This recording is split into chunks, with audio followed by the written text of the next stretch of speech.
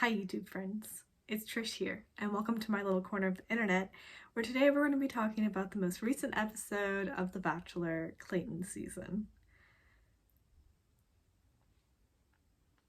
What a mess.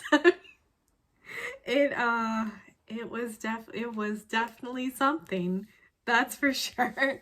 It I think on the backs of Michelle's season that was not so well. Okay, I take that back because we had Peter and Will that brought on sort of a little bit of that stupid drama.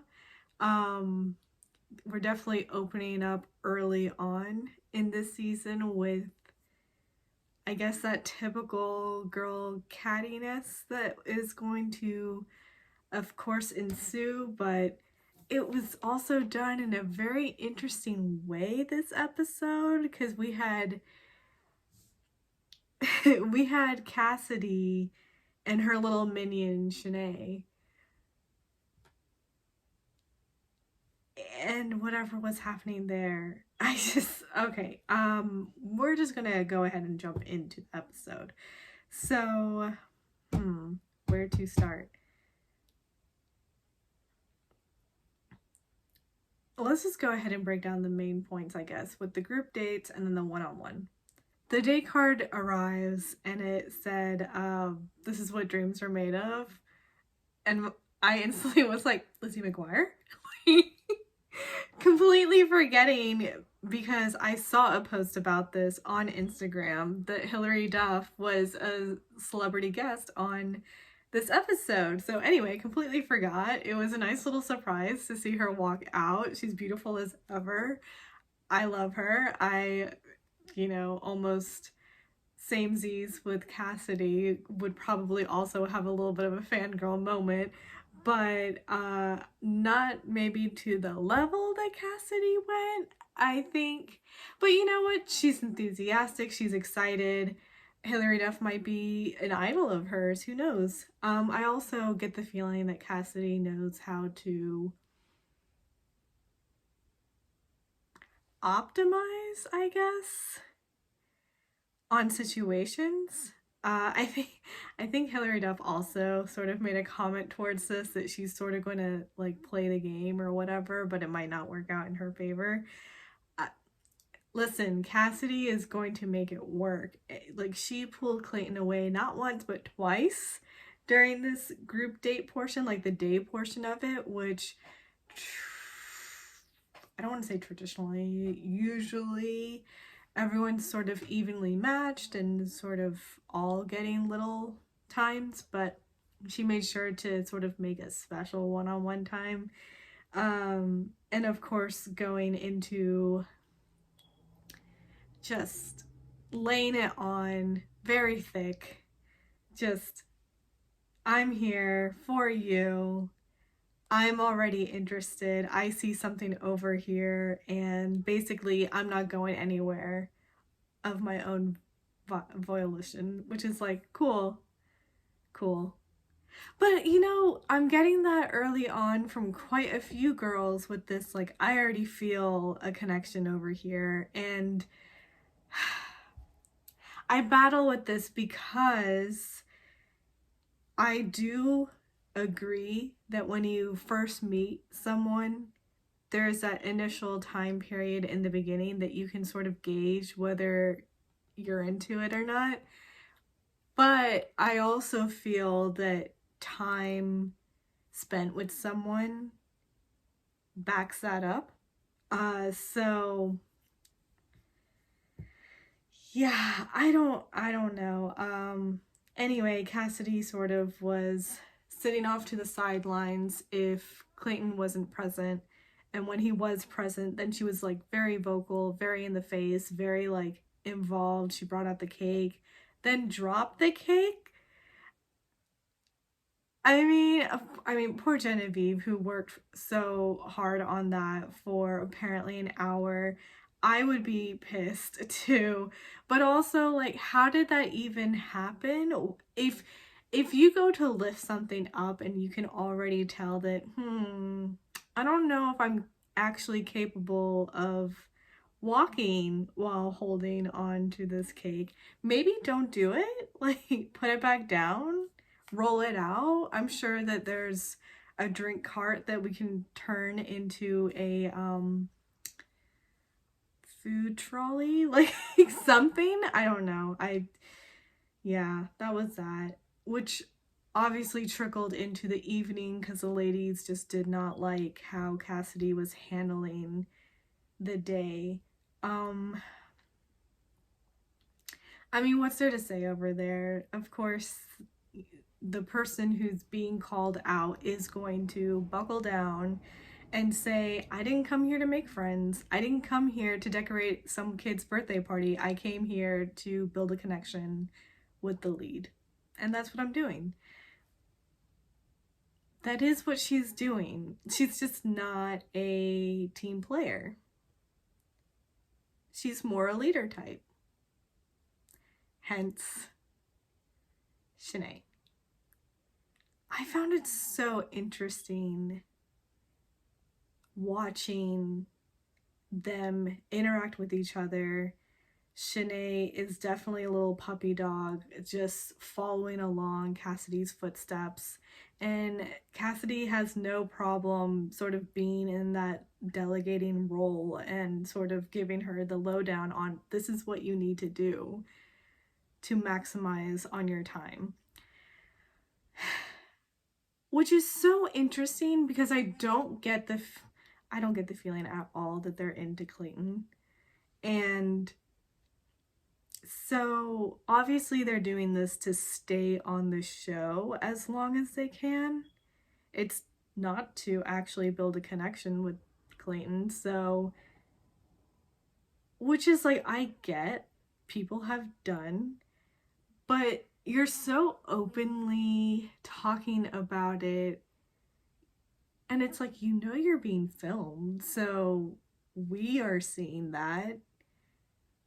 Don't you think maybe, like, let's not? I don't know, I don't feel like it really endears you towards the audience to then, you know, want to see more of you on the screen. I'm talking like Paradise and stuff like that. I don't know. It's just not my vibe, not how I would handle situations, but all power to you, I guess. I did find it interesting that after Shanae goes through her whole debacle with, oh my god, blanking on her name. Oh, shoot.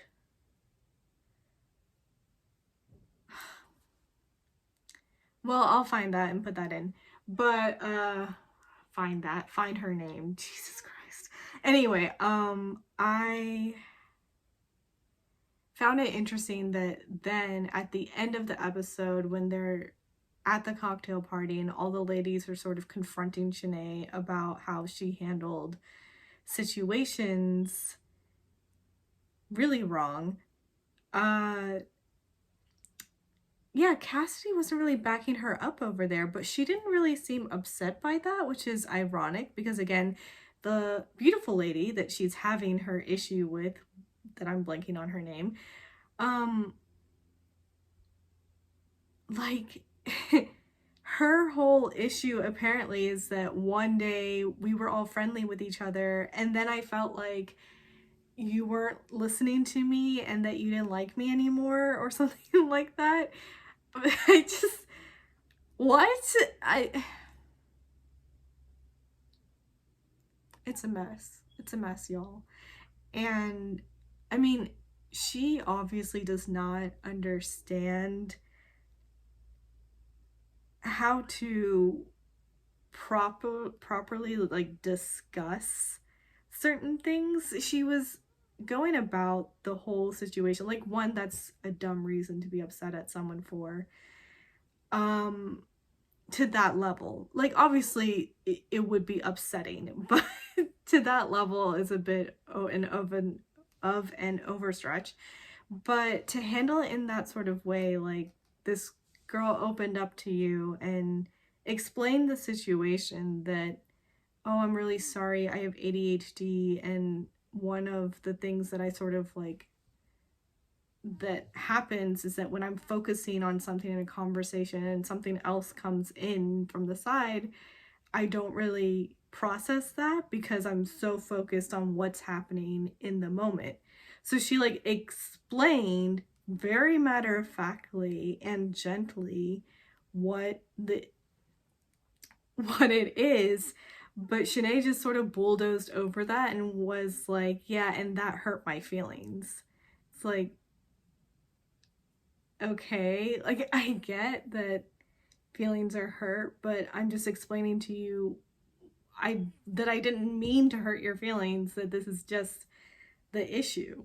And for Shanae to then go back to the group and say it over there, like she told you that in confidence, basically, this is a mental health situation. You don't just openly talk about it to other people, and that's the thing. I don't think Shanae understands it as being an actual mental health particular situation.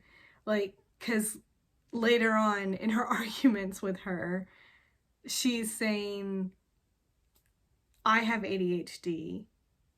Kids have ADHD. Like, no, it's not just a descriptive term for not being able to focus. It's so much more than that. So much more than that. And I don't think Shanae gets that.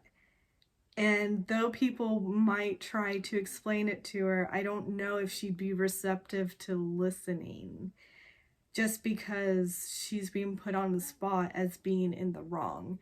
And to her, no one is on her side. And now, like, Cassidy's not even on her side.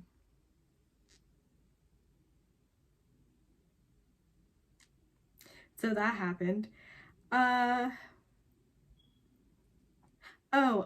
let's go one-on-one. Little good news. Susie, she's cute, isn't she? Like, she's a sweetheart. Definitely going to be Bachelorette at some point, if she doesn't end up with Clayton, but yeah, I don't know if I really see the connection over there so much, but she's sweet. I like her. I found it interesting that during their dinner portion, she was talking about her parents and the connection that they have and the good example that it was, and how her dad was really sick, which, oh my goodness, I hope that he's doing better now. Like, that has to be so scary to go through. But you know, for her to bring up that her mother never left his hospital bedside, stayed with him through all of that, was powerful to hear. And I understand Clayton pointing it out that, you know, she has almost this optimistic view on the world. She looks at the good side of things, or like, and that he doesn't. And he needs someone who's going to have that to balance it out, which I sort of just a little, because it felt very much the vibes of me and my girlfriends like to, I don't know if we really have a terminology for it, but when you go through dates and you come across these guys that are less so looking for a equal partner, they're looking for a therapist. And this is a thing, right? So many relationships, the woman ends up being that sort of person who needs to carry on this emotional baggage. And I'm not saying that this is the level that I'm viewing over here, but it's a shade of it. It's like a derivative of that, that Clayton is saying this is where he lacks. He needs someone to pick up that side of things. And it's like, for one, I love how she handled that situation, because she's like, well, I don't know how to do it either. Like, it's something that I'm learning and I'm developing and I'm growing in. And I view that in relationships as well. We will go through things and grow through things and like develop, you know, those sorts of